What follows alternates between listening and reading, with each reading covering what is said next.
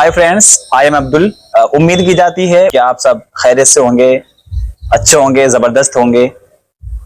और इसके बाद मैं सबसे पहले मुफ्ती साहब का बहुत बहुत शुक्रगुजार हूँ कि मुफ्ती साहब अपने टाइम को खाली करके हमारे यादगार पॉडकास्ट में तशरीफ़ लाएं। मैं आपकी तशरीफ़ आवरी को सलाम करता हूँ।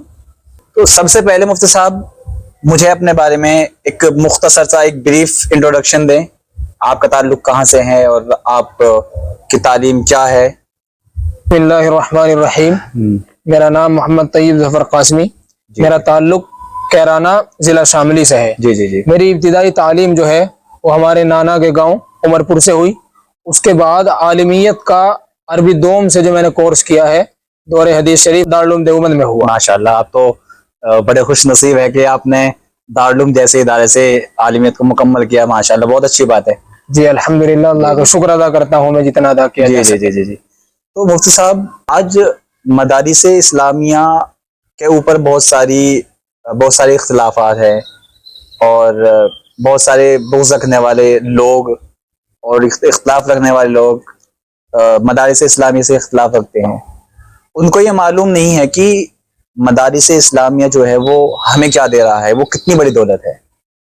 तो सबसे पहले सवाल आपसे यही है कि मदारिस इस्लामिया का इस्लाम के अंदर उसकी अहमियत क्या है? ठीक है, आपने बड़ा अच्छा सवाल किया है। देखिए, सबसे पहले मैं आपको बताना चाहूँगा कि बर्र सगीर के अंदर जो मदारिस इस्लामिया का क़याम अमल में आया, जी जी, उसका पस मंज़र क्या है। जी जी। क्योंकि उससे पहले तक मदारिस इस्लामिया जो आज जिस शक्ल में मौजूद है उस शक्ल में मैं मौजूद नहीं थे, बल्कि उससे पहले यूनिवर्सिटियां होती थी। जी जी। और सभी तरह की तालीमात वहां पर दी जाती थी। जी जी। अब जब बरतानवी हुकूमत का हिंदुस्तान या कह लीजिए आप कदीम हिंदुस्तान बर्र सगीर पर तसल्लुत हुआ, जी जी। और ईसाइयों ने अपनी एक मिशनरी के जरिए से तमाम इसके अंदर एशिया के अंदर जो है वो ईसाइयत की तबलीग शुरू कर दी, तो जो हमारे उलमाए कराम थे उन्होंने एक इक़दाम किया कि अगर यही सूरत हाल चलती रही तो तमाम के तमाम जो दूसरे मज़ाहिब हैं वो सिमट कर ईसाइयत में रह जाएंगे।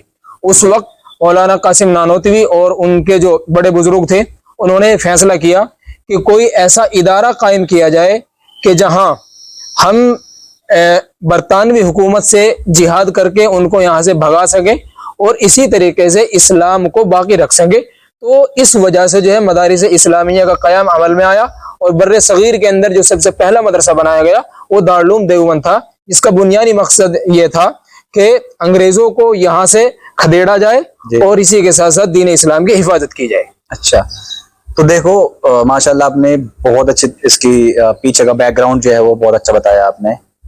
और आज जिस की वजह से इस दारुल उलूम का क़याम हुआ था, अगर उसका पस मंज़र देखें तो बड़ा ज़बरदस्त पस मंज़र है इसका।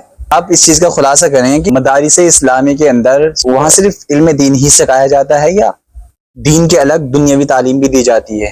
देखिए, सबसे पहले इसके मकसद को समझना जरूरी है, मदारिस इस्लामिया के मकसद को। जी जी जी। क्योंकि आपने सुना होगा कि हर चीज का एक मकसद होता है, एक गर्ज़ो गायत होती है। बिल्कुल बिल्कुल। आप बाजार जा रहे हैं तो क्यों जा रहे हैं, उसके पीछे कोई ना कोई मकसद होगा। बिल्कुल। तो सबसे पहले हम समझते हैं कि मदारिस इस्लामिया का मकसद क्या था।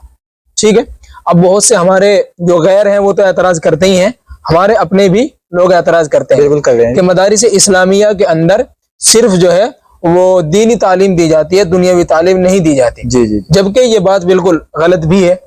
ऐसा नहीं है कि मदारिस इस्लामिया में सिर्फ दीनी तालीम दी जा रही हो, बल्कि दीनी तालीम के अलावा जो दूसरे जरूरी असरी उलूम व फ़नून हैं वो भी सिखाए जाते हैं। जी जी। ठीक है, इसी के साथ साथ मैं इस बात का खुलासा करना चाहूँगा कि मदारिस इस्लामिया को जिस मकसद के लिए कायम किया गया था, मदारिस इस्लामिया उसमें पूरे उतरते हैं या नहीं, हमें यह देखना होगा। अगर मदारिस इस्लामिया अपने मकसद में कामयाब है तो फिर किसी का कोई एतराज बनता ही नहीं है। जी जी। मदारिस इस्लामिया का जो असल क़याम का मकसद था वो ये था कि हमारे ईमान की बका हो और मुसलमानों के अंदर इस्लामी तालीमात का रिवाज बाकी रहे, जो कि खत्म होता जा रहा था, मिटता जा रहा था।